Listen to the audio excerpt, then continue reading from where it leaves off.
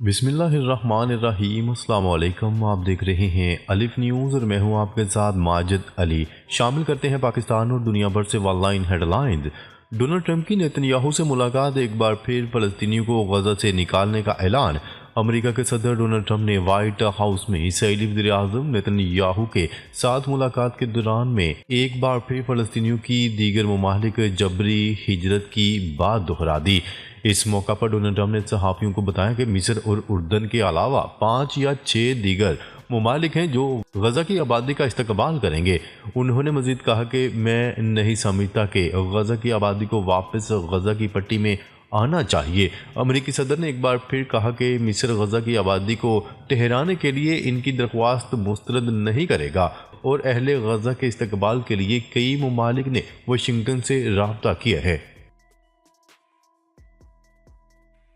سعودی عرب نے Donald Trump کا غزہ پر قبضے کا بیان مسترد کر دیا۔ سعودی عرب نے امریکی صدر ڈونلڈ ٹرمپ کی غزہ سے متعلق تجاویز کو مسترد کرتے ہوئے کہا ہے کہ فلسطینی ریاست کے قیام کے بغیر اسرائیل کے ساتھ تعلقات معمول پر نہیں آ سکتے۔ غیر ملکی خبرساں ادارے کی رپورٹ کے مطابق سعودی عرب کا یہ رد عمل امریکی صدر ڈونلڈ ٹرمپ کے اس بیان پر سامنے آیا، جس میں انہوں نے کہا ہے کہ غزہ کے رہائشیوں کو مصر یا اردن منتقل ہو جانا چاہیے۔ غزہ پر قبضہ کسی صورت قبول نہیں، فلسطینی صدر اردن روانہ۔ غزہ کی پٹی کو کنٹرول کرنے اور فلسطینیوں کو بے گھر کرنے سے متعلق امریکی صدر ڈونلڈ ٹرمپ کے بیانات پر فلسطینی اور عرب ممالک کی طرف سے سخت رد عمل سامنے آیا ہے۔ فلسطینی صدر محمود عباس نے بدھ کو غزہ پر قبضے اور فلسطینیوں کی نقل مکانی کو یکسر مسترد کر دیا۔ انہوں نے ایک بیان میں زور دیا کہ فلسطینی ریاست کے قیام کے بغیر خطے میں استحکام حاصل نہیں ہوگا۔ غزہ کے باشندوں کی کہیں اور آباد کاری، اسرائیلی قانون ساز کی ڈونلڈ ٹرمپ کی تعریف۔ اسرائیل کے انتہائی دائیں بازو کے سیاستدان ایتمار بن گویر نے منگل کے روز امریکی صدر ڈونلڈ ٹرمپ کے اس موقف کی تعریف کی کہ غزہ کے باشندوں کو غزہ سے باہر آباد کیا جائے اور اسے واحد حل قرار دیا۔ بن گویر نے ایکس پر اپنی ایک پوسٹ میں کہا کہ غزہ جنگ کے اختتام پر غزہ کے باشندوں کے انکلو سے ہجرت کرنے کی حوصلہ افزائی ہی واحد صحیح حکمت عملی تھی۔ انہوں نے اسرائیلی وزیر اعظم نیتن یاہو پر زور دیا کہ وہ اس پالیسی کو فوری طور پر اپنائیں۔ جوہری ہتھیاروں سے متعلق ڈونلڈ ٹرمپ کی تشویش دور کی جا سکتی ہے، ایران کی بڑی آفر۔ ایران کے وزیر خارجہ عباس اراغچی نے بدھ کے روز کہا ہے کہ ایران کے جوہری ہتھیاروں کی تیاری کے بارے میں امریکی خدشات کوئی پیچیدہ مسئلہ نہیں ہے اور تہران کی وسیع تباہی پھیلانے والے ہتھیاروں کی مخالفت کے پیش نظر اسے حل کیا جا سکتا ہے۔ منگل کو امریکی صدر ڈونلڈ ٹرمپ نے ایران پر اپنی زیادہ سے زیادہ دباؤ کی مہم بحال کر دی۔ اس میں تہران کو جوہری ہتھیار حاصل کرنے سے روکنے کے لیے اس کی تیل کی برآمدات کو صفر تک لے جانے کی کوششیں شامل ہیں۔ امریکی صدر کے دھماکہ خیز اعلان پر پہلا اسرائیلی تبصرہ۔ ایسے میں جبکہ وائٹ ہاؤس کی جانب سے امریکی صدر ڈونلڈ ٹرمپ نے غزہ کی پٹی کے حوالے سے اعلان کردہ منصوبے کو جرأت مندانہ قرار دیا جا رہا ہے، اسرائیل کی جانب سے پہلا تبصرہ بھی سامنے آ گیا۔ اسرائیلی اپوزیشن لیڈر یائر لیپیڈ نے بدھ کے روز کہا ہے کہ اسرائیل کو ابھی تک اس دھماکہ خیز منصوبے کی پوری تفصیلات کی سمجھ نہیں آئی۔ تاہم یائر لیپیڈ کا مزید کہنا تھا کہ منگل کی شام ڈونلڈ ٹرمپ کی پریس کانفرنس اسرائیل کے لیے عمومی طور سے اچھی رہی۔ یہ بات اسرائیلی میڈیا نے بتائی۔ اس سے قبل وائٹ ہاؤس نے باور کروایا تھا کہ ڈونلڈ ٹرمپ نے غزہ میں مستقل امن کو یقینی بنانے کے لیے ایک جرأت مندانہ منصوبے کا اعلان کیا۔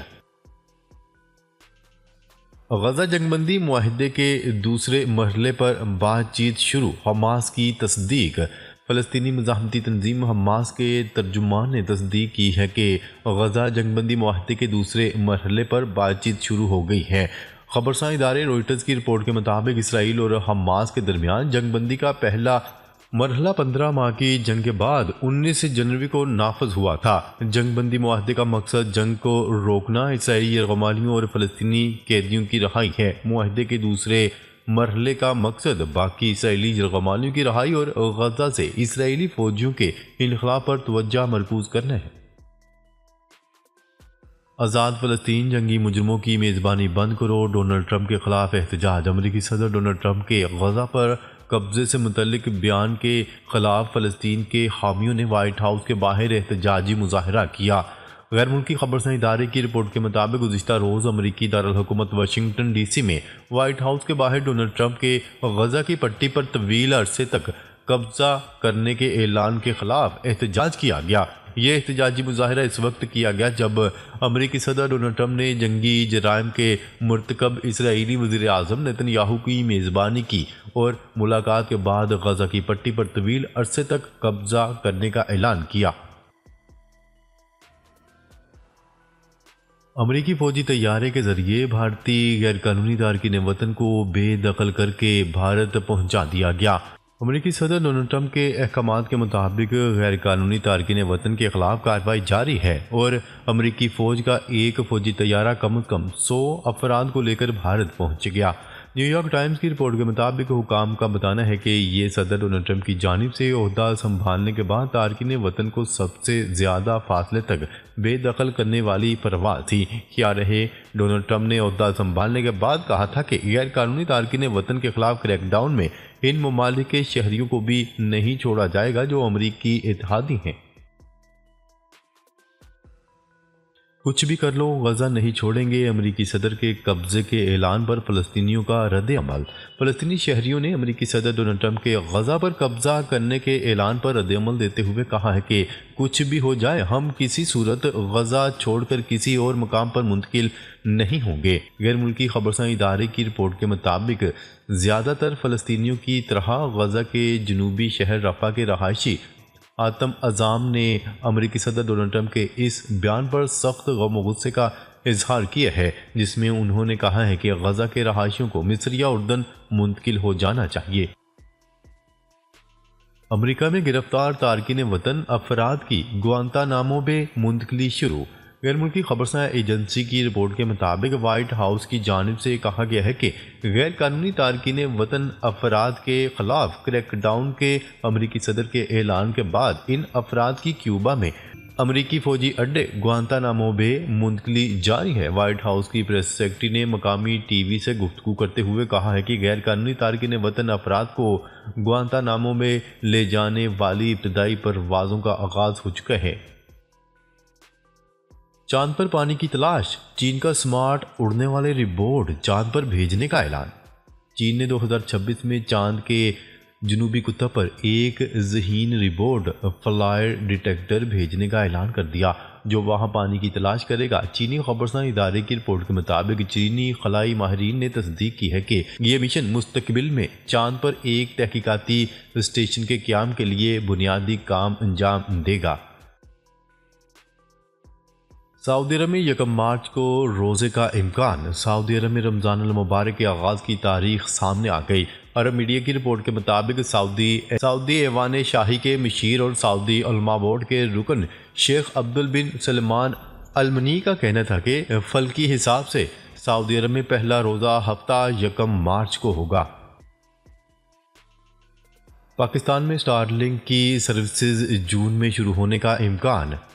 اس ضمن میں پارلیمانی سیکرٹری وزارت آئی ٹی کا کہنا ہے کہ 6 ماہ میں سٹار لنک کی سروسز پاکستان میں دستیاب ہوں گی۔ پارلیمانی secretary I T and telecommunication Sabeen Ghauri نے قائمہ کمیٹی کو بتایا کہ سٹار لنک نے 3 سال قبل لائسنس کے لیے اپلائی کیا تھا۔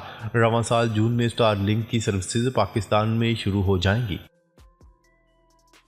سرکاری حج سکیم، حاجیوں کو 4 ارب 75 کروڑ روپے واپس کرنے کا اعلان۔ وزارت مذہبی امور نے حج 2024 کے سرکاری حج اسکیم کے حاجیوں کو 4 ارب 75 کروڑ روپے واپس کرنے کا اعلان کر دیا۔ حاجیوں کو 20 ارب روپے سے 1,40,000 تک کی رقم واپس کرنے کے لیے 7 کیٹیگریز بنائی گئی ہیں۔ رواں سال حج 2025 کے عازمین کے حج اخراجات بھی کم کرنے کا اعلان کیا گیا ہے۔ مقبوضہ کشمیر میں پولیس کی کارروائیوں میں تیزی، کشمیریوں کی جبری گرفتاریوں کا سلسلہ جاری۔ مقبوضہ کشمیر میں کشمیریوں کے خلاف بھارتی پولیس کی کارروائیاں تیز کر دی گئیں۔ مزید 7 کشمیریوں کے خلاف چارج شیٹ داخل کر دی گئی۔ جموں کشمیر پولیس نے ان افراد پر غیر قانونی سرگرمیوں کی روک تھام کے قانون UAPA اور آرمز ایکٹ کے تحت دہشت گردی میں ملوث ہونے کے جھوٹے الزامات عائد کیے ہیں۔ ناظرین، اب تک کے لیے اتنا ہی۔ مزید خبریں لے کر بہت جلد آپ کی خدمت میں حاضر ہوں گے۔ تب تک کے لیے اپنا خیال رکھیے گا۔ اللہ نگہبان۔